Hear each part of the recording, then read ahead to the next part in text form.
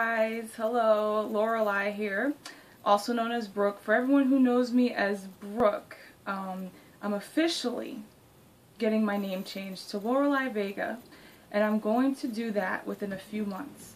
So my artist name, I'm going to say artist formerly known as Brooke Thorne. Today I want to talk about a hot debate, and since I'm a cartoonist, this is definitely something that I had to take part of.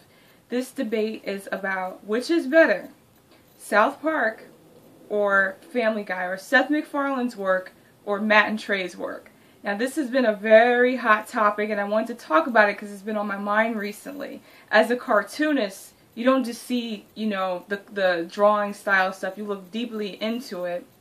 Okay, you look deeply into it, and the content, the style, the expression, the message, it's a lot of factors when you look at a piece of someone's piece of work. And I'm sorry guys, a lot of people might disagree, but I will have to say that my personal favorite has to be South Park. Matt and Trey have been kicking ass for almost 10 years. And the only reason why I say this, well, I'm going to break it down as a cartoonist. Matt and Trey have so much passion for their work, if you haven't noticed, and they have content, and they have messages. It's not just about the fart jokes and the piss jokes and the pussy jokes. It's deeper than that, because when you look at someone's work, I want to learn something. I want substance. Okay, I'm not saying Family Guy doesn't have that, but I'll break down Seth MacFarlane's work in a sec. When I take a look at Matt and Trey, they're just real ass guys. They're two white guys from South Park, okay? Now, me growing up, I had a pretty, I wouldn't say a crappy life, but I was like that outcast, that weird chick, like everyone was talking about, making fun of and shit. And I didn't really have much. Like, I was a nerd, I always did my homework, I was just very boring. And South Park was definitely something I could look forward to because I didn't hear people talk like that on a daily basis, especially not from a cartoon. And I loved it. It was just that guilty pleasure. I would sneak downstairs at night. Oh my God, South Park's coming on. I'd be so happy because I could relate to these characters. I could relate to Stan, Cartman, Kenny, and Kyle. I'm not a young 8-year-old white boy from a mountain town. But even though I'm the polar opposite of that, I'm a black woman, growing up, still feeling isolated, still feeling like shit. I can relate so much to these characters.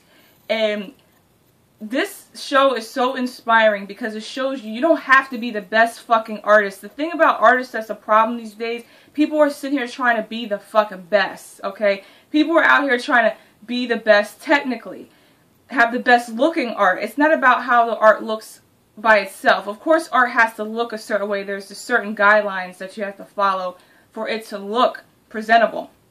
But people focus so much on how it looks, they forget about the substance, the content, the message.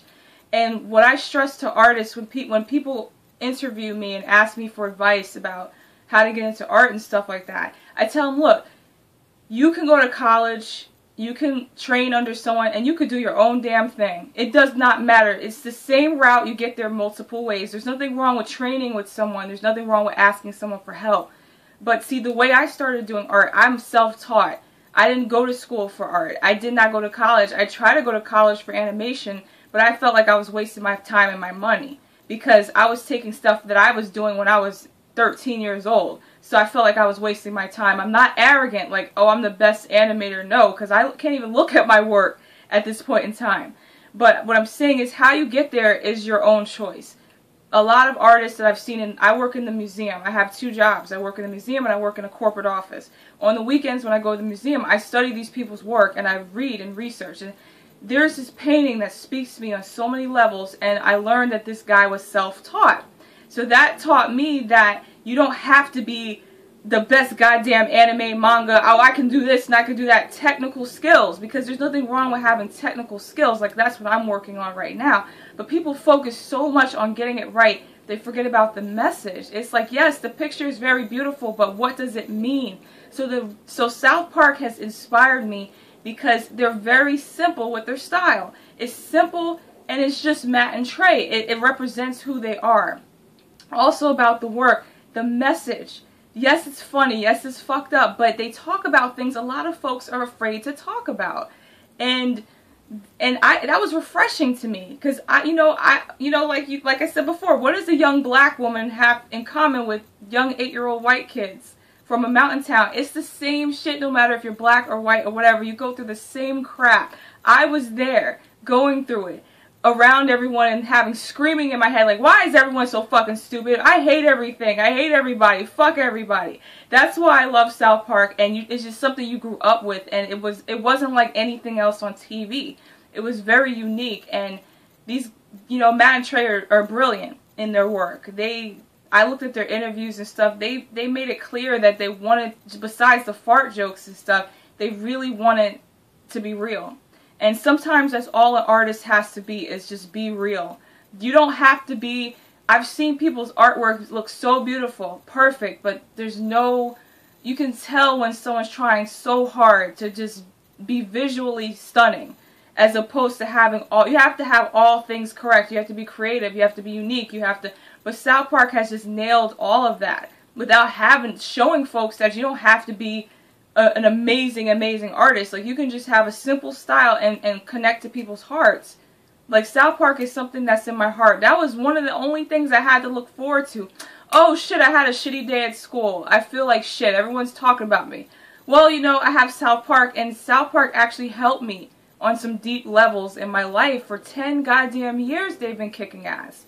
I'm South Park all the way. I will get to Family Guy and Seth MacFarlane in the next half of this video, but I'm going to start talking about South Park and how it changed my life, to know that there are folks out there going through the same shit I'm going through. And I'm not even a little white kid. Like, I'm a black woman in the shitty ass world, people treating me like shit, and I hate everything. Everything is shit. Okay, so let me talk about the Matt and Trey. Matt and Trey are very passionate artists. They care about their work so much, and even though they're goofy and funny, at the end of the day, you can tell when someone's very serious and devoted to their message. And when you look at South Park, there were times that I cried, there were times where I used to cut myself, there were times, a lot of fucked up times, but all I had to do sometimes was put on South Park, and even though it was fucked up, it made me laugh, it made me cry, it made me feel something. And that's all you have to do as an artist, is you have to speak to people on all levels. Not you look, oh, the art is hot. There's some hot characters, but what's the deal? Like, where are they from? You gotta connect with it. And South Park has just nailed it every time. No, I'm not gonna say South Park is the best goddamn thing in the world as far as a cartoon, but the reason why it's so great is because you can relate to these characters and they're in your heart. You can relate to the situations that they go through. You can relate to how they deal with certain situations. You can relate to the little adventures they go on. It's a universal, it's a collective of how you can relate to these characters. And that's exactly why I would choose South Park over Family Guy, because Family Guy has substance. It does have substance. It does have, I'm checking the time. It's, okay. Family Guy does have substance, and it's great. And I actually, in my personal opinion, I like American Dad better, because American Dad, their characters have more development. In Family Guy, everything just centers around Peter, and everyone else is kind of bland to me. I don't know, like Lois just keeps nagging. No one likes Meg for no fucking reason. Chris is like, just says random shit that everyone just looks at him like, it's like WTF moments. I honestly, this is my honest opinion, and people might disagree. I honestly believe that the main character of Family Guy, the main focus is Peter, but I believe the main character is Brian. Because if you look at Brian's character, that's definitely Seth MacFarlane being his goddamn self. Because if you can see the struggle that Brian goes through, as far as he's a writer, and everyone laughs at his work because he tries so hard, he's an intellectual, he drinks, he smokes, he's just like, but he balances the show out. From Peter is just fucking stupid, okay? I mean, I know characters in South Park are stupid and retarded, but he's just like that, laugh at him because he's stupid. Like, it's like, okay, alright, so he's stupid, we get it. But I think Brian is definitely the main character of the show, because Brian balances it out. Like, he's like the philosophical element that show needs to make it not so about the funny wisecracks every 2 seconds. It jumps to a different frame, like these fast gags. I forgot what it was called. There's a term for it, but there's these like transitions to these little gags every 5 minutes. But Brian definitely balances out the show, and Brian's character is very deep. Stewie's character is very deep too, but I focused on Brian because the creator of the show, you could see him through that character. You can see Seth MacFarlane embody. Well, he doesn't really have to try. Brian is just him. Like, he probably has went through something in his life as an artist where he tried to get himself out there and everyone kept laughing at his work. You know, and you know, as an artist, and I'm just speaking from personal experience, being an artist is one of the hardest jobs in the world because you're out there trying to go for your dream and people will laugh at you. They're like, oh, this is crap. I'm pretty sure people have laughed at my artwork like, man, this bitch needs to get her shit together.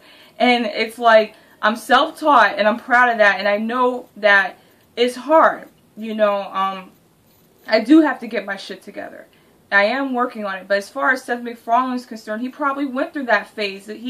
I saw an interview where they were asking him, did you get laid that much? Like, it was on Howard Stern. You know how Howard Stern is, and that's another personal love, because I love folks who keep it real. But he was like, did you used to get laid when you were a cartoonist? Like, how was being a cartoonist before you were famous? He said it was tough, because he would pitch his idea, people would shut it down, people would make fun of him, girls did not like him. It's a tough-ass career, so that's why when I see the character Brian, you can feel his pain, because he's the smart. It's funny and ironic how the dog is the smartest character in the show, and the human beings are just fucking stupid. That's the ironic aspect of Family Guy. And Family Guy can be very deep, and I can break it down, but I'm going to do that in my next video. It's been 12 minutes, and I don't feel like waiting 12. Well, I got Verizon Fios, and stuff goes fast, so it's not so bad. But for the sake of my phone blowing up, I got to get a new phone, guys. This phone is just a piece of shit at this point. But, alright, guys. Part 2, South Park versus Family Guy. Matt and Trey versus Seth MacFarlane. We'll be back.